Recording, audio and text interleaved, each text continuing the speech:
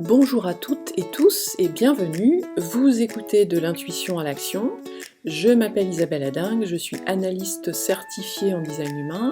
Vous pouvez retrouver toutes les analyses que je propose sur mon site. Je suis également guide de la formation Vivre son design pour l'école française de design humain.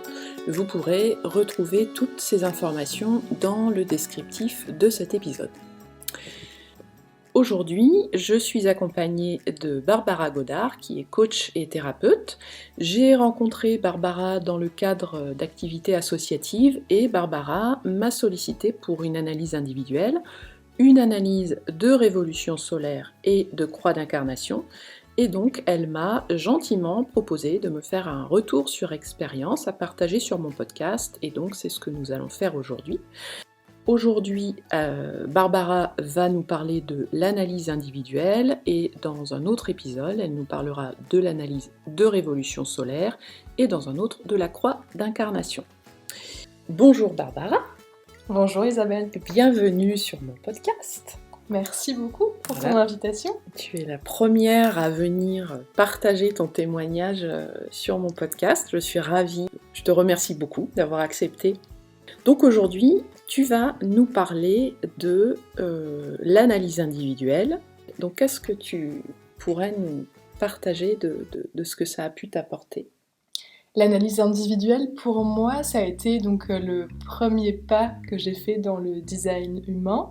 Je t'avais sollicité il y a maintenant, je crois, 1 an et demi ou 2 ans pour une analyse individuelle. J'avais découvert le design humain quelques mois auparavant, mais c'était pas encore le moment. Je sentais que c'était pas encore juste pour moi de faire appel à toi.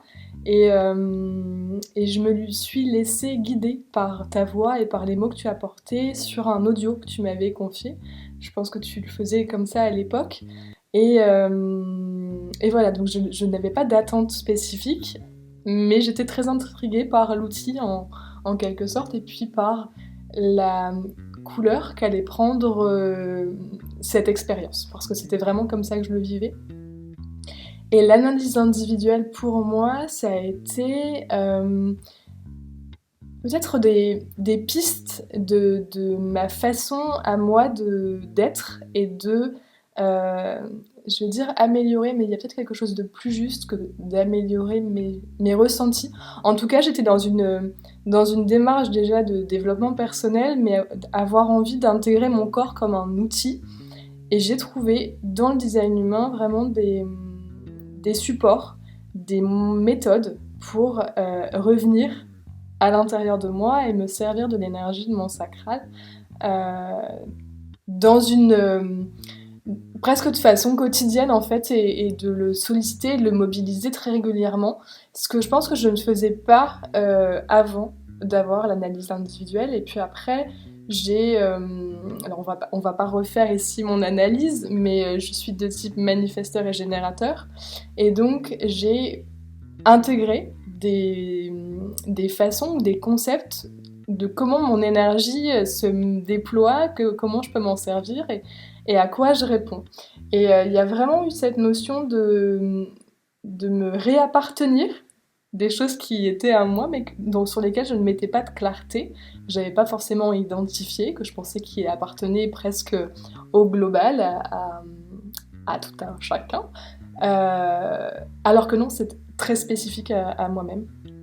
Et je dirais que l'analyse individuelle, au fur et à mesure de l'utilisation des outils, des ressources, de plus en plus, les choses se sont manifestées avec aujourd'hui une aisance à me servir de mon sacral et à me servir de mes ressentis. En fait, ça a vraiment été une boussole à l'intérieur de moi.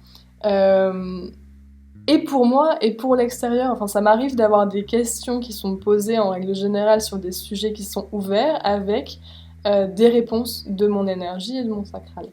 Donc en ça c'est rigolo aujourd'hui de faire un point sur là où j'en étais et de voir à quel point mes ressentis se sont développés et se sont affinés.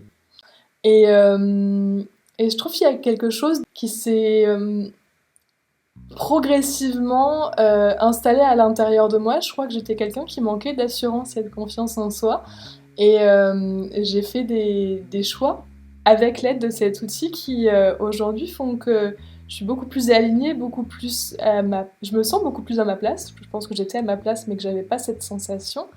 Et voilà, aujourd'hui, le design humain est quelque chose que je me suis approprié à titre individuel, mais je ne me suis pas encore formée.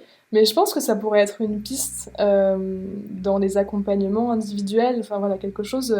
En tous les cas, j'encourage vraiment les personnes à s'intéresser et à s'approprier cet outil par le biais de l'analyse individuelle. Dans ton retour, j'entends que l'analyse individuelle t'a énormément apporté, qu'elle t'a apporté de l'aisance, qu'elle t'a apporté de la confiance en toi, que finalement de mieux réussir à t'écouter, ça t'a permis de te renforcer quelque part, de renforcer tes choix et du coup de te sentir plus à ta place. C'est un peu... J'ai bien compris ce que tu Oui, veux oui, dire. c'est une bonne façon de le dire. Et je crois que ça m'a apporté tout ça.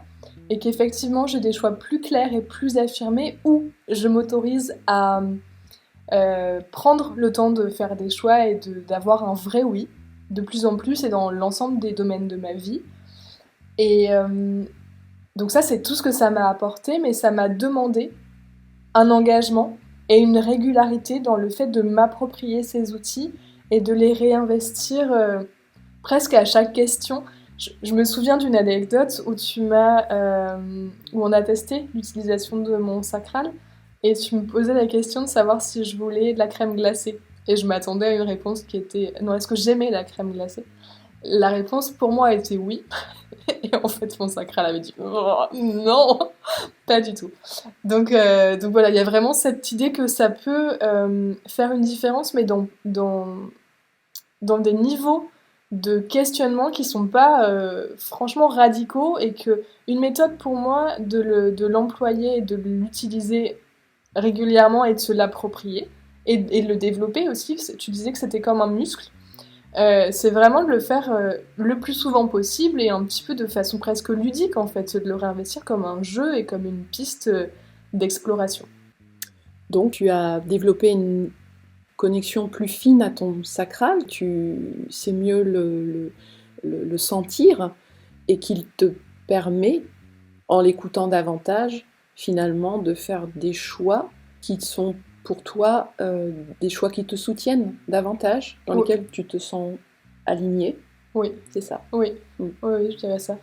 Je dirais ça, et au-delà de mon sacral, finalement, l'écoute de mon énergie et de l'énergie de mon sacral, ça m'a permis de développer une attention et une écoute de mon énergie en règle générale et d'avoir quelque chose d'encore plus fin et que je continue à développer sur d'autres aspects. Mais ça a vraiment été une grande porte ouverte à une exploration de mes ressentis et de ma vérité aussi, de ce qui est un choix qui m'est propre et qui engage mon énergie et voilà, mon choix, mon engagement, mon chemin aussi.